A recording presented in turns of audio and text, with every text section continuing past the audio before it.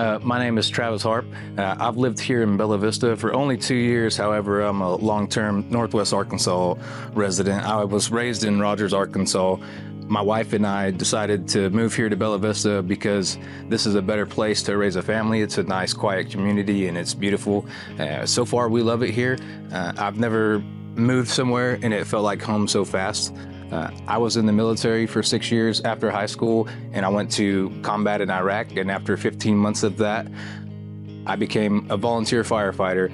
And while I was still on active duty, I was doing that on the side just in my free time, and I decided that that was really the life that I wanted to pursue, and that was the career that I thought was my calling. So after my second enlistment contract, I became a firefighter and EMT, and then I became a paramedic, and now I serve as a captain at my fire department, and I'm the director of EMS and operations. I have a bachelor's degree in management, and in October I will graduate with my master's degree in business administration. So I feel like my time in public service fits well to run for public office. So I want to just take my drive to serving others to be the voice for the citizens of Bella Vista and serve as your city council member for Ward 1, Position 1. What motivated you to run for Bella Vista City Council? I am motivated to run for city council because I feel like things need to change. I'm not saying that things are bad, I just feel like things need to change. And I feel like the city of Bella Vista needs somebody with my energy and my compassion to take on this role. I feel like currently if residents have issues or if residents have problems, it falls on deaf ears, and I want to be the solution to that. I feel like I have something that you can't train somebody for and you can't teach them, and that's compassion. And I feel like I will bring compassion to the city of Bella Vista as a city council member if elected. Another thing that motivated me to run for city council is I believe that I'm going to be proactive in finding problems and issues that the citizens have, and I will adequately address that in a timely manner. And I won't be reactive and wait for them to come to me. I feel like that's what's currently happening right now at the city council is they just sit there and wait for residents to come, and I'm going to take a more proactive approach. So that's why I'm motivated to run for city council. Have you ever ran for political office before? I have never ran for public office. This is my first time. I've never felt like somewhere was home enough to have the desire to do so. What professional or personal experience do you possess that you think the Bella Vista City Council has a need for? I feel like I possess a lot of skills and experience that will be beneficial to the citizens of Bella Vista if I'm elected as city council member. Like I said, I did just over 5 years in the Army as an infantryman. I'm a combat veteran, and now I've spent the last 15 years as a firefighter paramedic, and I just feel like that's my calling, sure, but also that it's a good leadway into helping people and serving others to do the same for Bella Vista. I feel like my education along with my experience in the public service professions that I've held will benefit the city council well. I feel like I'm very knowledgeable in public safety, and I also have a good solid foundation when it comes to finances, and I've already done it in my profession, and I could do it for the city of Bella Vista, and that's save money where it's necessary and not cut corners on things that are important like infrastructure and public safety. I know what's essential and I know what's important, and I will advocate for our public safety entities. The police and the fire departments deserve the best equipment, and they deserve to be paid appropriately, and they deserve to make a wage where they can live here in Bella Vista if they so desire. What is the biggest professional or personal accomplishment you think demonstrates your ability to lead, and why? I feel like my biggest personal and professional accomplishment that proves that I'm fit to lead the citizens of Bella Vista as a city council member is the fact that I work 3 jobs and I have a large family that I'm raising, and I've still found the time to take my education seriously. In October, I'll graduate with a master's degree in business administration, and I have maintained like a 3.7 GPA. And like I said, so I have the energy and the ambition to get the job done and be proactive for our citizens, and just advocate for them instead of sitting back and waiting for them to come. I'll go find the issues that are important to them. But I would say my education, along with my experience, is my biggest testament to being a good person to do this job or be elected for the city council. Bella Vista boasts laws, regulations, and rules like any other city. However, Bella Vista's city government is often criticized for selective enforcement, no enforcement, or showing favoritism. How would you go about making sure all laws, regulations, and rules are fully and fairly enforced?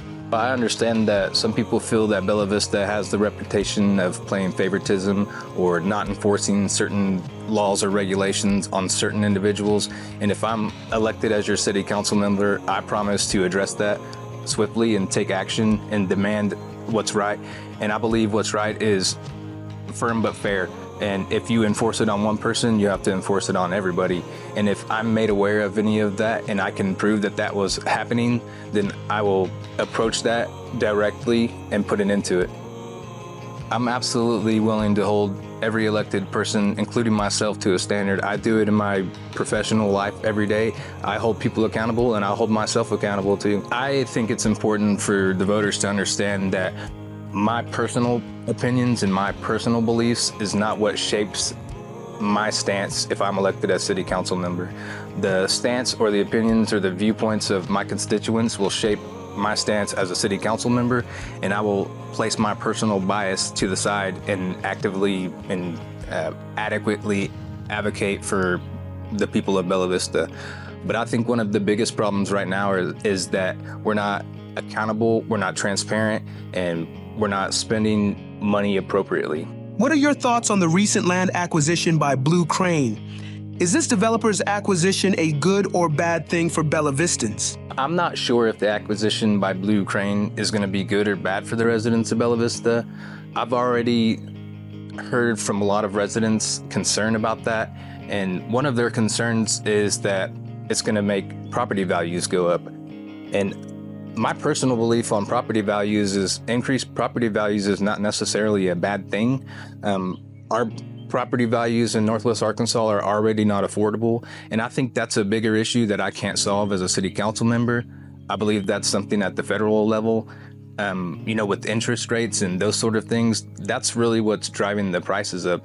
I believe Northwest Arkansas is behind on salaries and, cost of living raises by their employers compared to the price of housing and groceries and those sort of things. But I really don't know. I think it's too soon to say whether the Blue Crane initiative is going to be good or bad for us, but I have faith that we'll work it out one way or the other. What is more important, preserving our current way of life or growth of the city?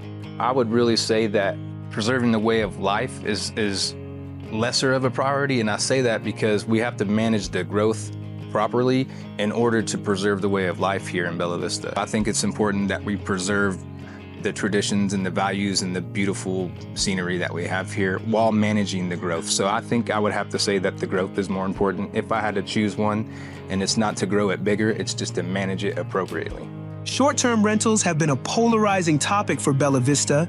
Do you think the current short-term rental regulations are enough to protect the way of life for full-time residents? If not, what would you change and why? I am very well aware that the short-term rentals issue is a big deal to the citizens of Bella Vista, and I have to practice transparency now, and hopefully it's just a testament to how I would be if elected in office, is that I am involved in short-term rental businesses. I am a co-owner of 2 properties here in Bella Vista. We have great ratings. It's a great business for my family. I couldn't afford to buy those houses if I was just renting them out as a long-term rental, because nobody would pay the price that it takes, that it would take for me to be able to afford that. So I just want to start off, before I tell you my personal stance on the short-term rental, is that I am involved in it and I am co-owner of short-term rental business here in Bella Vista. But I will say this, I agree that the city needs to have some ordinance or some sort of regulation on the short-term rental industry. And I say that as a short-term rental owner. My wife makes a living off of short-term rentals. She manages them. And so absolutely, I think that currently it's enough to address the issue. I believe that a cap at 600 is appropriate for a city this size. We have roughly 35,000 residents, and I don't believe that that's overwhelming our our economy with tourism, but it's important to understand that people have been visiting here in Bella Vista for a long time, and we shouldn't want to take that away from people because it's a beautiful place.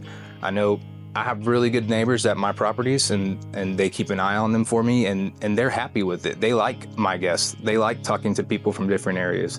And as a matter of fact, I just had a conversation with them the other week, and they said it's very awesome to hear this couple from Colorado say that this is the most beautiful place they've ever been to. But I do think that the regulations that are in place are currently enough. However, in the future, it may need to be readdressed, and we may need to come back and look at that. And I think it's important just to know that we should always strive for continuous improvement, and we should always look at our policies and our plans and be ready to implement changes as needed. Are there any other things you would like the citizens of Bella Vista to know about you, or any other initiatives you want to bring to the residents of Bella Vista?